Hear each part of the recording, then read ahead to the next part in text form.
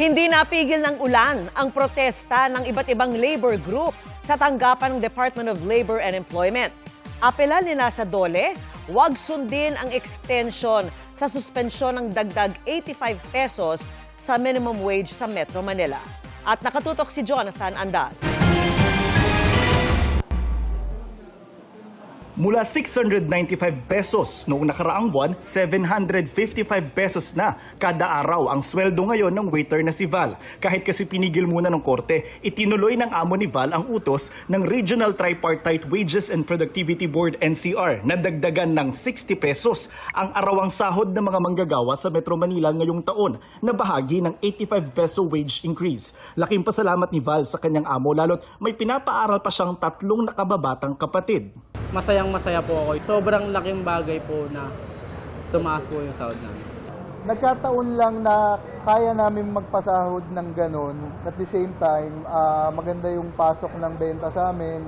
Kung wala rin naman sila, hindi rin naman namin kaya magpasahod, di ba? Pero may mga manggagawang hindi pa rin makatatanggap ng dagdag sahod. Kaya nag-rally kanina sa harap ng tanggapan ng Department of Labor and Employment o DOLE ang mga labor group. Pinalawig pa kasi ng korte ang suspensyon sa pagbibigay ng 85 pesos na increase sa minimum wage matapos pagbigyan ng korte ang hiling ng dalawang construction company na preliminary injunction. Mananatili ito hanggat wala pang desisyon ng korte sa mismong petisyon laban sa wage increase. Pero para may patupad ang injunction, kailangang maglagak muna sa korte ng 10 bilyong pisong bond ang mga kumpanyang nagpetisyon. Yun na nga yung ironic doon.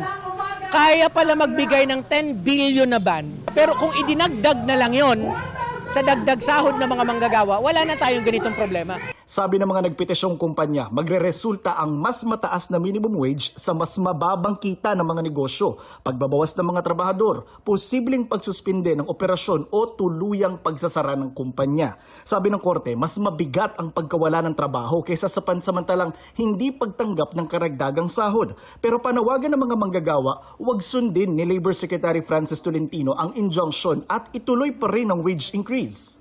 Ang gusto namin noon pa, sabihin niya na hindi niya kinikilala ang jurisdiction ng Korte ng Pasig. Kasi mayroon siyang kapangyarihan sa batas na ipatupad solely by the DOLE. So ngayon, sasabihin niya, sumusunod siya sa proseso, hindi totoo yun, kalokohan yun. No? Sumusunod, ang ibig lang sabihin nun, pabor siya sa mga kumpanya, against siya sa worker. Yun lang ang ibig sabihin nun. Kasi ayaw niyang gamitin yung kapangyarihan niya sa batas.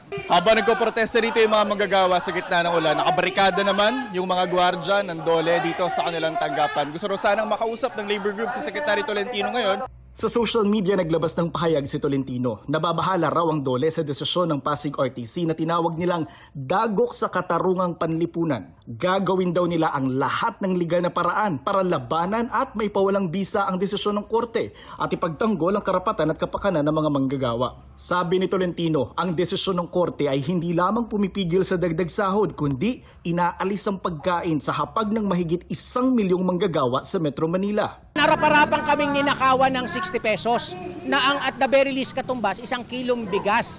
Jonathan Andal, nakatutok, 24 oras.